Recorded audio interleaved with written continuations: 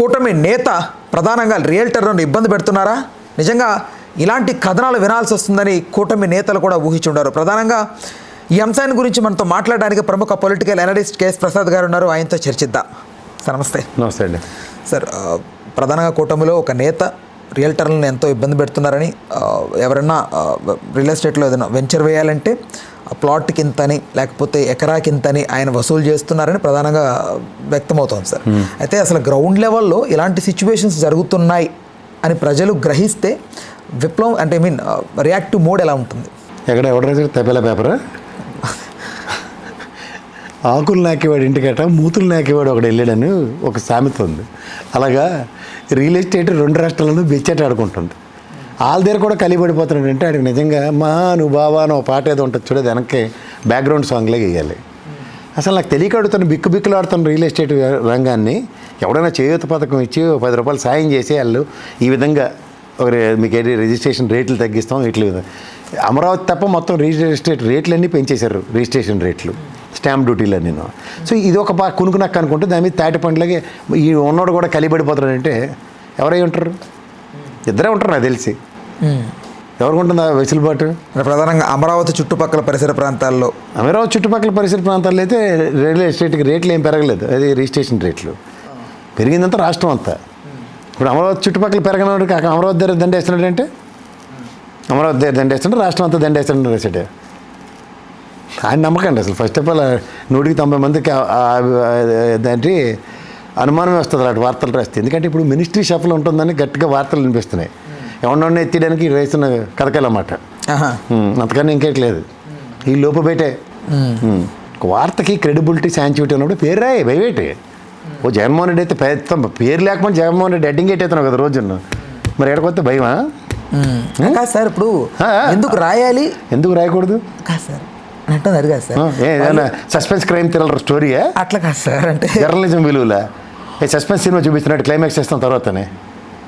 గతంలో నువ్వే రాసావు కదా అడవాడు పడిపోయి అక్కడ వచ్చి ఇక్కడ హైదరాబాద్లో సెటిల్మెంట్లు చేసుకుంటాడట. ఎవరు తెలియదు ఎవడొచ్చాడు అంటే పేరు రాయకుండా ఆయన ప్రధానంగా గుంటూరు అనేది మెన్షన్ చేశారు సార్. అక్కడ ఆ గుంటూరు నియోజకవర్గ పరిసర ప్రాంతాల్లో జరుగుతోంది అనేది వాళ్ళ అభియోగం. అంటే పేరు రాయకుండా అసలు ఈ స్టోరీ ఎందుకు వాళ్ళు ప్రాచుర్యం ఎందుకు? పేరు రాయకుండా అంటే ముందు లోపు బయట మాడతారు. పేరు రాసిమంటావా నువ్వు ఏమైనా ఇచ్చేస్తావా అని. ఆయన ఎత్తేసిన దాంట్లో వీళ్ళకి వాటాలు కావాలి, అదే దాని అర్థం. లేకపోతే పేరు ఎందుకు రేరు? అయితే పార్టీ పరంగా మినిస్టర్లు రీషఫల్లో ఎవరి మీద ఒకరి మీద అభియోగం వేసి ఈ మినిస్టర్ని లేపేయడానికి వార్త వచ్చింది చూడని. ఈ రెండే ఉంటాయి స్ట్రాటజీలు, ఇంకంతకన్నా ఇంకా ఉంటాయి. అది నీకు పేరు రాయడానికి భయం ఎందుకు? అంటే పార్టీకి తెలియకుండా జరుగుతుందంటారా ఇదంతా? పార్టీకి తెలియకుండా జరుగుతుందంటారు ఇదంతా. దాన్ని చీకటి దెబ్బలు అంటారు. చీకటి దెబ్బలు అలాంటివన్నీ ఇలాంటి స్పైలే కదా బయట పెట్టేవి. అంటే వాయిస్ ఆఫ్ నోట్ని డౌన్ చేయడానికి ఇలాంటివి ఏదన్నా 2 ప్రయోజిత కార్యక్రమాలు.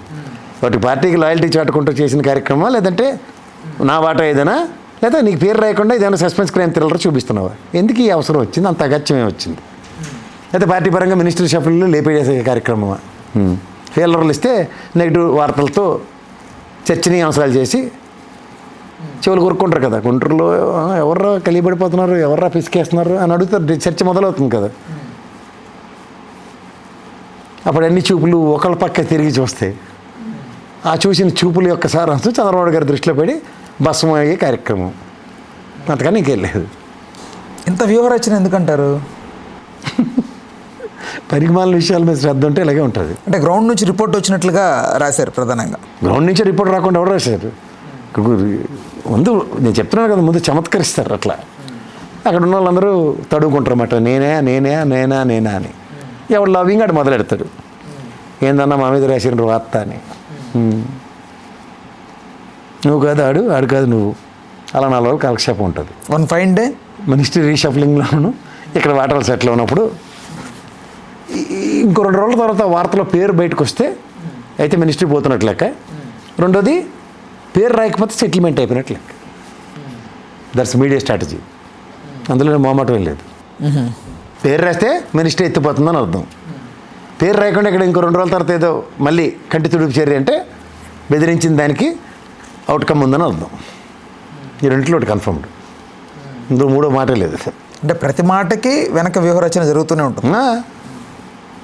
నాకేంటి అన్నదే వ్యూహరచన, అంతకనీకే లేదు.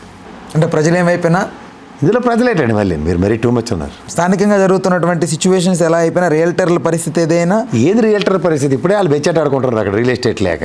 ఇంకా ఈ కమిషన్ల కోసం కూడా కక్కుర్తి పడిపోతున్నారంటే ఇంకేదో తేల్చుకోవాలి అంతే. అంటే పక్కనే అమరావతి ఉంది కాబట్టి భూ రేట్లు పెరగబోతున్నాయి కాబట్టి సో కాశీలో కొబ్బరికాయ పావలా కాబట్టి వీళ్ళు రోజు వీళ్ళు కాశీ వెళ్ళి కొబ్బరికాయ తీసుకొని వస్తారా?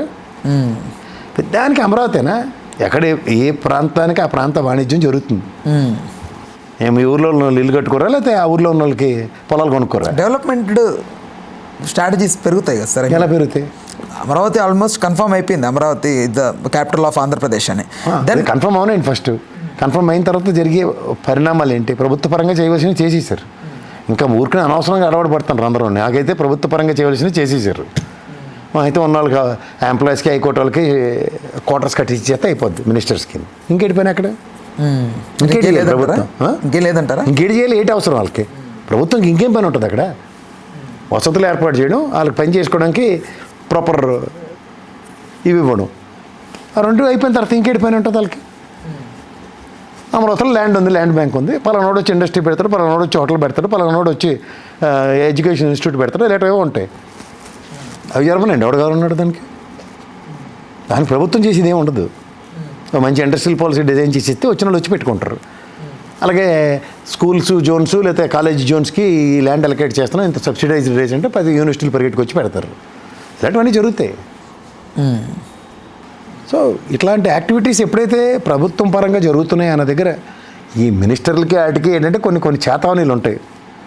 మీడియా రంగం ఏం చేస్తుందంటే కొన్ని అలర్ట్లు ఇస్తూ ఉంటుంది. బాబు ఎత్తేస్తున్నావు, వార్తలు బయటకు వస్తున్నాయి, మా దృష్టిలోనే పడ్డాయంటే శత్రువుల దృష్టిలో ఇంకా ప్రొయాక్టివ్గా పడి ఉంటాయి, జాగ్రత్త అని ఒక చేతవని. లేదా ఎత్తిపోతల పథకానికి మార్గం క్రియేట్ చేయడం, ఇలాంటివన్నీ జరుగుతూ ఉంటాయి. ఇవన్నీ సర్వసాధారణమైన ప్రజాస్వామ్యంలో ప్రభుత్వాలకి మీడియా హౌసెస్గా చేస్తున్న అలర్ట్స్. పార్టీలు వర్సెస్ మీడియా ఛానల్స్ అన్న దగ్గర ప్రతి వాదనకి ప్రతివాదన, ప్రతి చర్యకి ప్రతి చర్య జరుగుతున్న ఈ సందర్భంలో ప్రజెంట్ మనం చూస్తున్న ఈ సినారియోలో ఇప్పుడు ఈ వార్తని ఇప్పుడు వాళ్ళు ఎంత అడ్వాంటేజ్గా తీసుకొని తిప్పికొట్టే ప్రయత్నం ఉంది. ఎవరు తిప్పికొడతారు? వీళ్ళ దగ్గర నుంచి వచ్చింది కదా ఫస్ట్. అదే సాక్షి పేపర్లో వచ్చింది అనుకోండి, అప్పుడు ఇంకోరు వేరే విధమైన రచ్చ ఉంటుంది. ఈ పేపర్లో వస్తే సాక్షి లాంటి పేపర్లు కొన్ని ఉంటాయి, ప్రజాశక్తి లాంటివి సబ్స్టాన్షియల్ ఎవిడెన్సెస్ లేని ముందు గాలి కబుర్లు చెప్పరు. సాక్షి పక్క దీని ప్రజాశక్తి లాంటి పేపర్, ఆ వార్త ప్రజాశక్తిలో వస్తుంటే దానికి శాంచుటీ డిఫరెంట్గా ఉంటుంది. ఇక్కడ ఓన్లీ తెల్లవారుజామున లెగాలి కాబట్టి అలారం పెట్టిన వార్త కింద చూడాలి దాన్ని. అంటే దీనిలో వాస్తవం లేదంటారా? వాస్తవం ఉన్నా లేకపోయినా అలారం కింద చూడాలి.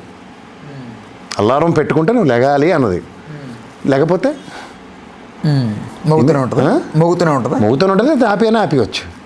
ఒక అలారం మోత ఇచ్చారు, తెలివి తెచ్చుకున్నారు అనుకోండి, జాగ్రత్త పడతారు. లేదనుకోండి అలారం మూసేసి పడుకున్నట్టు. రెండు ఉంటాయి, అంతకన్నా ఇంకెళ్ళి